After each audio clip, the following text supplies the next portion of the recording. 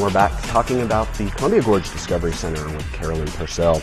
Carolyn, I wanted to ask you about some of your the education programs and collections and things that you have there. But before that, got a little ahead of myself because I do want to talk a little bit more about the Lewis and Clark exhibit.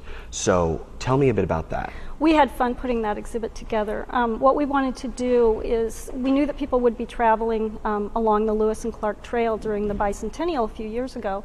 And what we were afraid of is that every single interpretive center and place that they stopped, they would be getting the exact same story. So we're trying to figure out how to put a different spin on it. And there are very few artifacts that have survived from the actual Lewis and Clark expedition.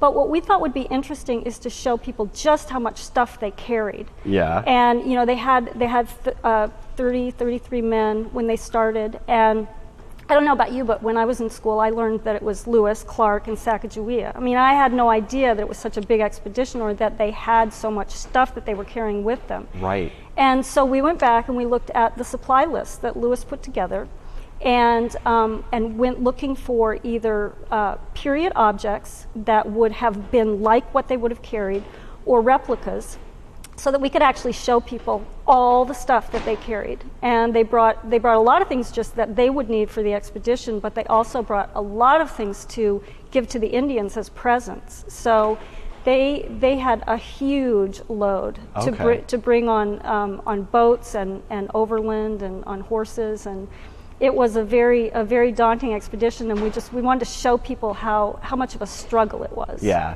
So they bring those as presents for the Indians, yes, or bribes? No, they really, at this point, they were coming on behalf of Thomas Jefferson and saying, you know, we want you to know that they said, you know, that Thomas Jefferson was their new father, and that it was presents from him to bring them into the fold. Okay. So, yeah. Okay. So they weren't really asking anything of the Indians at that point. They just wanted to meet them. Uh-huh. Yeah. Okay. So. Well, tell me about how eBay plays into your whole exhibit. Oh, well, we couldn't have done it without eBay because it would have been very, very hard. It would have taken 10 years to find all those things. But on eBay, you can go looking for period artifacts from that time period, and there's antique dealers all over the place. We actually got things from all over the world. You know, there were people selling things on eBay that live in Australia or India, a lot of them from Europe.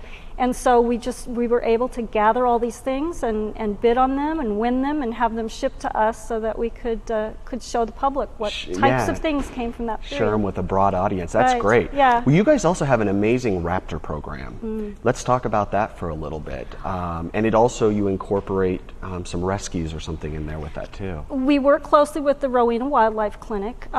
This is really how the program got started. Dr. Gene Cipher called us and said, I have a bald eagle here that's not releasable, and it was found right here in the Columbia Gorge, and I have a zoo in San Diego that's interested in it, but I think it would be a shame to send this eagle to San Diego, and I was wondering if maybe you would be interested in starting a raptor program there. So we started working our way through the federal permitting process, and it's just taken off. And that's great. The public loves it. I mean, there's no better way to engage people, and especially children, in education than to have something live for them to see and interact with. So we actually do glove programs twice a day during the weekdays, and people can get up close and personal with these birds and learn all about their species and their habitat, but also about them as individuals, because they do have personalities. Yeah? They're very interesting to work with. Very cool. Yeah, we have 7 raptors now. Okay.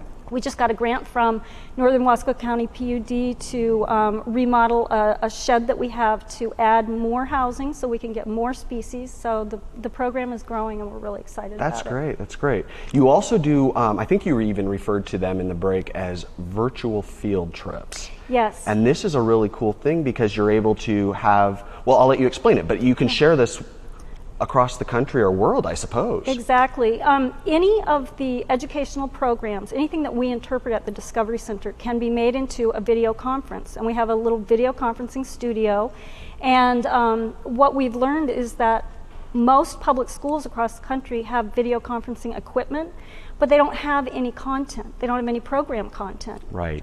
So we've put these video conferences together and gotten the word out, and people can engage with our educators on any topic that we interpret there, and it's really good for schools that don't have money for field trips.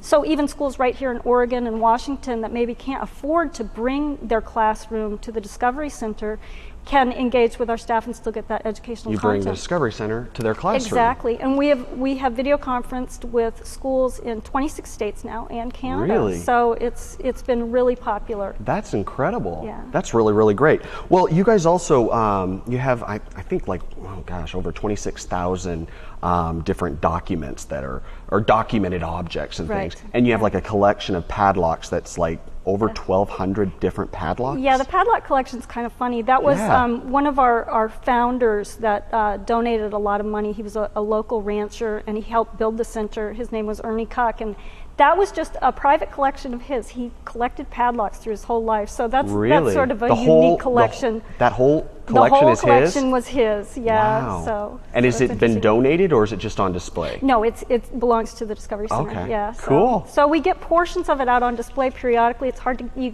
really can't get the whole thing out. Yeah. I'm So, sure that's a lot of locks It to is. display. It so I is. had no idea there was even so many different types. Yeah, it's pretty So, interesting. very cool.